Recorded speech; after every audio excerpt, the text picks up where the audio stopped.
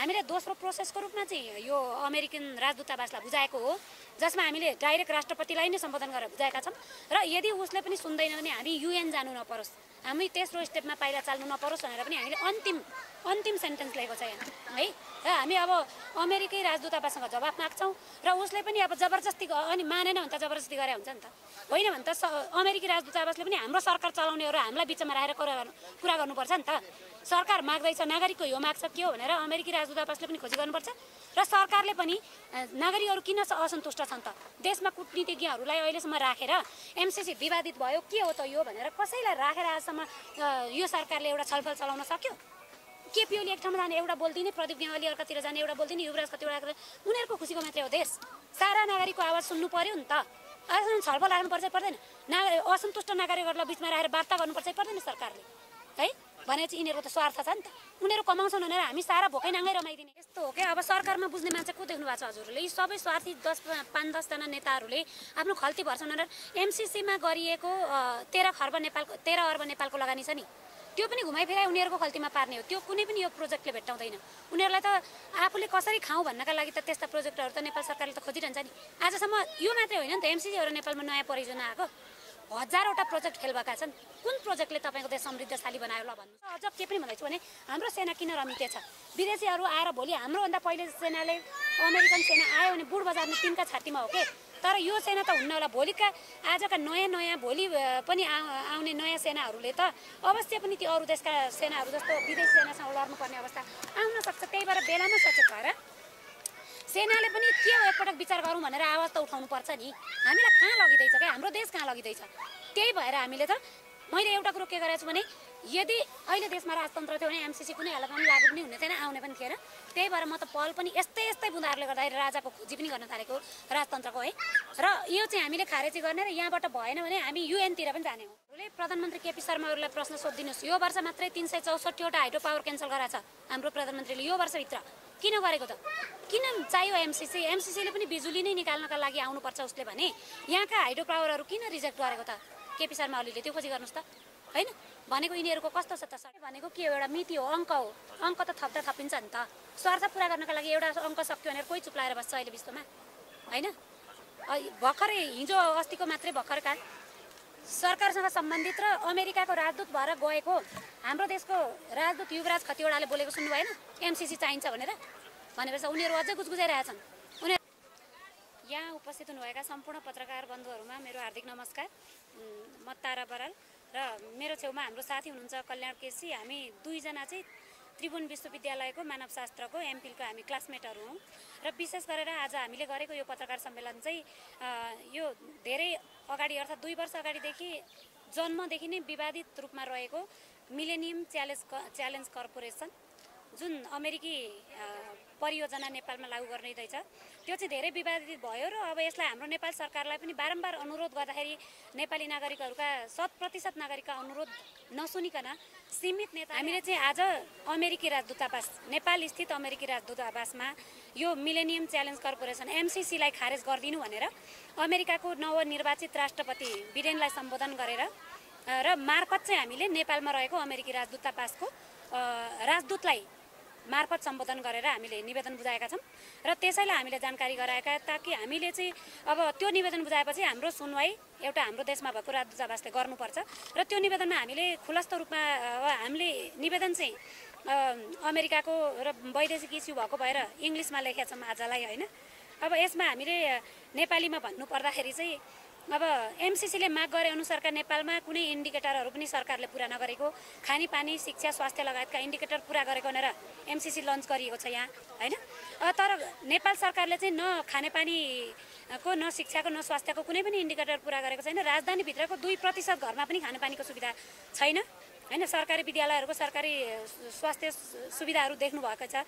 त्यो कारणले गर्दाखेरि किन यसरी ढाँटी लन्च गरिँदैछ? एउटा कुरा इन्डिकेटर पनि पुरा भएको छैन। अर्को कुरा सम्पूर्ण 100% नागरिक यसको विरुद्धमा छन् भने र यो कार्यक्रम यदि नेपालमा लागू गर्नै पर्छ भने नेपाली नागरिकहरू नै विश्वमा छरिएर रहेका नेपाली नागरिकहरूले नै आफ्नो इन्भेस्ट गर्न चाहनु भएको छ, आफ्नो सेयर लगानी गर्न चाहनु भएको छ भने अहिले अमेरिका र नेपाल सरकार दुवैले यसलाई रिजेक्ट गरिदिनुपर्छ।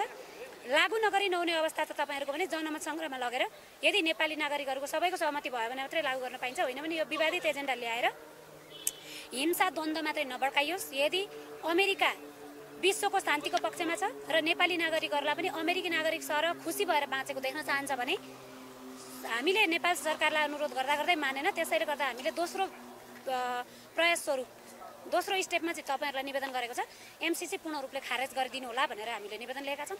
अब पढेर सुनाउनु पर्छ भने म सुनाउँछु हैन। यस्तो निवेदन त योभन्दा अगाडि पनि बुझाइएको थियो, तपाईँलाई पनि थाहा छ। स्वागत नेपालको टिमहरूले बुझाउनु भएको थियो बेला डोनाल्ड ट्रम्प हुनुहुन्थ्यो। हजुर, त्यतिखेर सुनवाई भएन, फेरि अब तपाईँले दिनुभएको लेटरको सुनवाई होला भन्ने आधार त के? यस्तो उहाँहरूले अमेरिकी राजदूतावासमा डाइरेक्ट गएर निवेदनै दर्ता गरेर बुझाउनु भएको छैन हैन। त्यो बाहिरबाट गरेका विद्रोहको सबै जवाब दिनुपर्छ कुनै पनि देशको आधिकारिक संस्थाले भन्ने हुँदैन। तर हामीले चाहिँ सरकारले आधिकारिकै जवाब दिनुपर्ने गरेर बुझाएको निवेदन हो। यदि ऊ पनि नियममा बस्छ, हाम्रो सरकार पनि नियममा बस्छ हैन। अब नागरिकलाई मात्रै नियम नलदाएर उनीहरूले पनि नियम मान्छन् भने हाम्रो निवेदनको जवाब सुनवाई गर्नुपर्छ, जवाब दिनुपर्छ। त्यो अब हामीले योभन्दा बढी गर्ने कुरा केही पनि हुँदैन। तपाईँले जुन निवेदन दिनुभयो त्यो निवेदनमा के लेख्नुभयो? सिधै सिधै एमसीसी हाम्रो देशमा नुन या सुइटेबल छैन भन्ने किसिमले दिनुभयो कि या अन्य कुनै किसिमले दिनुभयो? सुइटेबल पनि छैन हैन। नागरिकहरूको निवेदनमा लेख्नुभयो पुरै लेखेछ। नेपालीमा उल्था चाहिँ गरेर अघि बताइसकेँ मैले, त्यही लेखेको छ है। अब इङ्ग्लिसमै अलिकति पढेर सुनाइदिन्छु हैन। नेपालीमा उल्था चाहिँ भनिसकेँ कि मैले टोटलै भने। अब सुरु गरौँ है। अब मिति आजको छ। Mister Biden newly elected president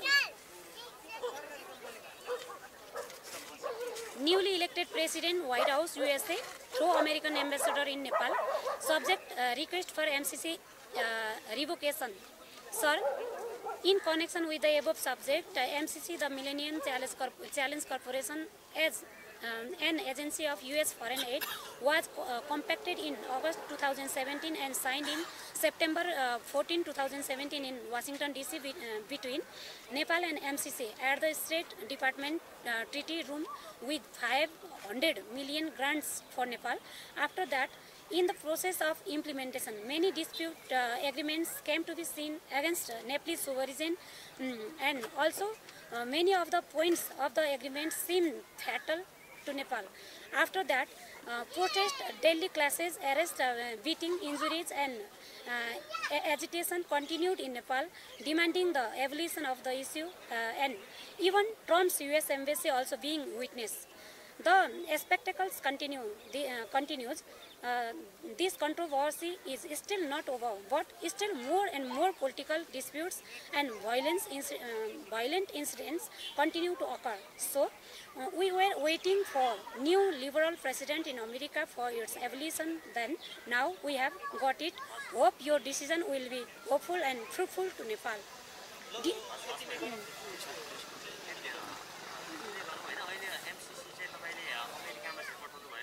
हजुर, खासमा बाहिर भन्दा हामीहरूले हाम्रै घरका हाम्रै बाबुआमालाई चाहिँ भन्नुपर्ने, हाम्रै ठाउँमा चाहिँ दबाब दिनुपर्ने भनेर बाहिर यस्तो त्यो पनि हामीले निवेदनमै लेखेर खुलाएका छौँ हैन। हामी साथीले संयुक्त गरेको काम हो यो। अब हामीले के गरेका छौँ भने हामीले गर्ने जति निवेदन नेपाल सरकारलाई गर्यौँ, हाम्रो सरकारलाई गर्यौँ। अब हामीले भाटा खायौँ, कति एरेस्टेड भयौँ, कति थुन्यौँ हैन, कति घाइते भए, तर पनि हाम्रो सरकारले सुनेन। र हाम्रो 100% नागरिकको माग चाहिँ यसको विरुद्धमा भएपछि नल्याइदेऊ भनेर रिजेक्ट गरिदेऊ भन्ने हुँदै पनि किन सीमित नेताहरूले जबरजस्ती गर्दैछन्? यसरी जबरजस्ती नलादियोस् हैन। त्यही भएर चाहिँ यदि हाम्रो सरकारले त सुनेन, तर युएस चाहिँ विश्वमा शान्ति कायम गर्न चाहन्छ भने, नेपाली नागरिकको हितमा छ भने र नेपाली नागरिकहरू पनि युएसका नागरिक जस्तै शान्तिसँग बाँचुन्, खुसी साथ बाँचुन् भन्ने चाहन्छ भने, लिबरल छ भने चाहिँ हाम्रो माग सुन्नुपर्छ, ताकि यो योजनामा यदि नेपालमा चाहिन्छ भने नेपाली नागरिकहरू नै लगानी गर्ने इच्छुक छन् र उनीहरू सक्ने पनि छन्, क्षमतावान पनि छन्। सरकारले त एमसीसी नेपालको लागि राम्रो हो, घातक छैन, यो नराम्रो भन्ने चाहिँ प्रतिगामी तत्त्वहरू भनेर यस्तो हो क्या। अब सरकारमा बुझ्ने मान्छे को देख्नु भएको छ हजुरहरूले? यी सबै स्वार्थी 5-10 जना नेताहरूले आफ्नो खल्ती भर्छन् भनेर एमसीसीमा गरिएको 13 अर्ब नेपालको लगानी छ नि, त्यो पनि घुमाइफिराइ उनीहरूको खल्तीमा पार्ने हो। त्यो कुनै पनि यो प्रोजेक्टले भेट्टाउँदैन। उनीहरूलाई त आफूले कसरी खाउँ भन्नका लागि त त्यस्ता प्रोजेक्टहरू त नेपाल सरकारले त खोजिरहन्छ नि। आजसम्म यो मात्रै होइन नि त, एमसीसीहरू नेपालमा नयाँ परियोजना आएको 1000वटा प्रोजेक्ट फेल भएका छन्। कुन प्रोजेक्टले तपाईँको देश समृद्धशाली बनायो ल भन्नुहोस् त? हो त्यो कारणले अमेरिकालाई त पत्र पठाउनु भयो होइन, तर उसले आफूलाई आफ्नै देशलाई फाइदा हुने प्रोजेक्ट ल्याउँदैछ नेपालमा होइन। तपाईँले त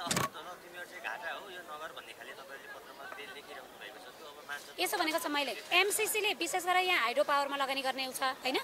अब हाइड्रो पावर हाम्रो लागि अहिले पर्याप्त छ हैन। इन्डियातिर लेखेको छ हामीले यहाँ इन्डियातिर बिजुली बेच्नु विदेशतिर बिजुली बेच्नुपर्छ भने त्यो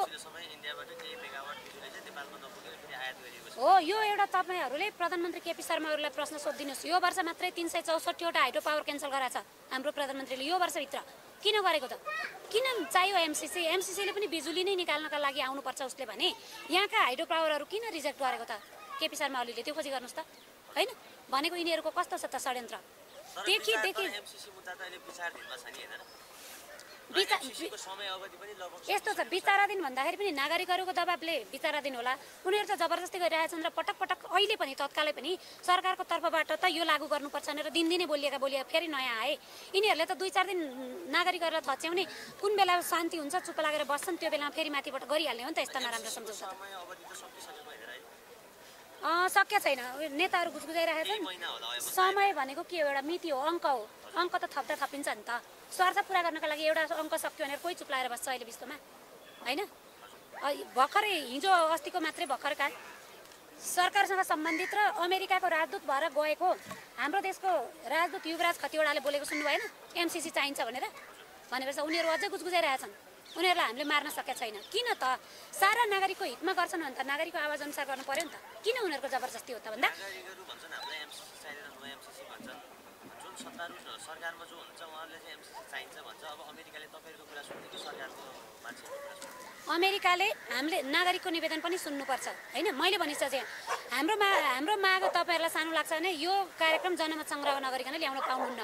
अनि नागरिकको आवाज ठुलो रहेछ कि नेताको आवाज ठुलो रहेछ भनेर हामीलाई थाहा हुन्छ हैन। आजसम्मका हजारवटा तपाईले ल्याएका प्रोजेक्ट नेपालमा कुन सरकारले कतिसम्म सफल बनाइदिएका छन् त? न युएसएले केही पाउँछ न नेपालले केही पाउँछ।